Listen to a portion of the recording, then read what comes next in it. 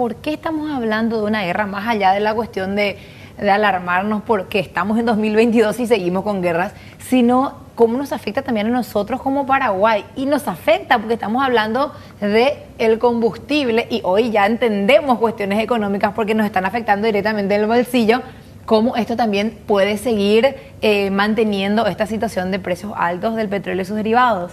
Así mismo, y en el siguiente gráfico entonces veíamos desde el punto de vista de la producción, Rusia, uno de los principales productores.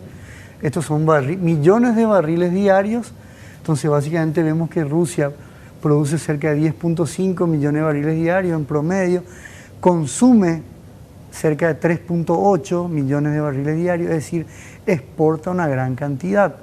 Esta cantidad es básicamente la que se está viendo afectada por las sanciones, básicamente también en gran medida, digamos, por todo lo que se ha paralizado, digamos, en relación al comercio en esa zona.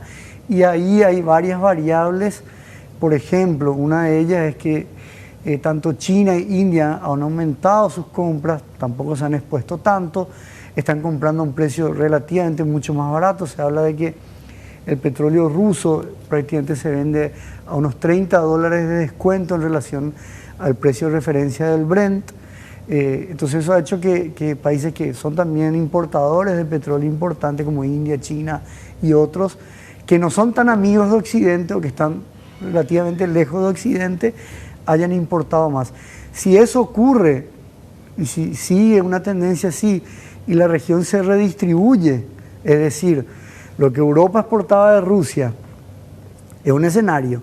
¿Quiénes no son tan amigos de Occidente y quiénes son occidentes?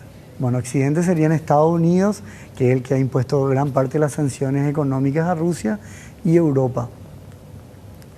Bueno, y entonces con este gráfico que estamos viendo, mostrando un poquitito el volumen de producción y de exportación de estos grandes productores. Bueno, pasamos a la siguiente lámina, entonces, Alfredo, si te parece. Sí, por favor. Bueno, y aquí dice reservas de crudo. A ver, ¿cuáles son los países que tienen grandes yacimientos petrolíferos? Exactamente, y así como vemos, Rusia prácticamente tiene cerca de 80.000 millones de barriles, lo que se estima y se calcula, de reservas probadas. Si hacemos esta analogía de que Rusia consume 3.8 millones de barriles diarios, multiplicado, digamos, por 365, eso daría cerca de 60 años de autoabastecimiento.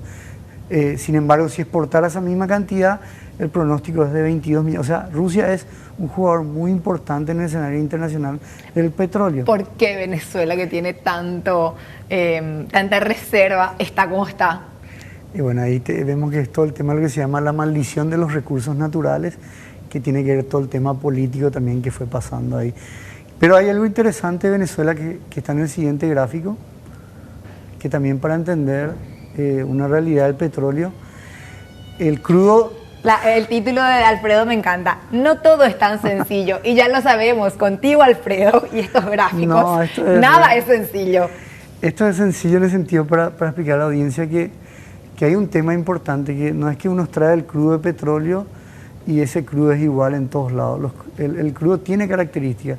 Dos de ellas importantes es la densidad, la gravedad, por lo tanto se denominan petróleos livianos o pesados, o también la cantidad de azufre que contiene. Claro, y ahí me habías explicado también que también influye el poder calorífico, que varía entre uno y otro. Y totalmente, entonces quizás nomás para ver, vos me preguntabas Venezuela, el petróleo de Venezuela, el Merey, por un lado es considerado un petróleo denso, pesado, y al mismo tiempo con gran cantidad de azufre.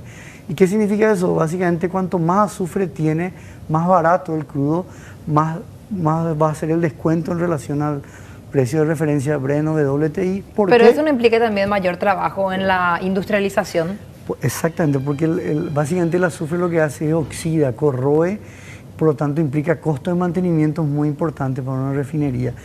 Y si hablamos de pesado o liviano, las refinerías en cierta manera se adaptan de acuerdo al tipo de densidad y gravedad que tiene el crudo.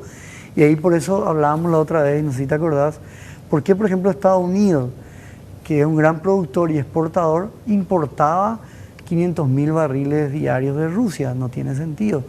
Y porque tiene ciertas refinerías que están hechas en gran medida para el tipo de crudo que viene de Rusia. ¿Y cuál ese es? Y tiene dos, el de este y el oeste. Se conoce como el Urals Blend, que el Urals Blend básicamente una mezcla de varios lugares, así como a vos te gusta el Carmener, el Cabernet y el Syrah, digamos, todos juntos en un vino. La referencia de vino, bueno, me gusta esa referencia. En gran medida el Urals Blend lo que hace es mezcla distintos componentes del crudo y tiene con una gravedad de 31, por lo tanto se considera intermedio y tiene 1.4% de azufre en promedio. Determinadas características. Exactamente.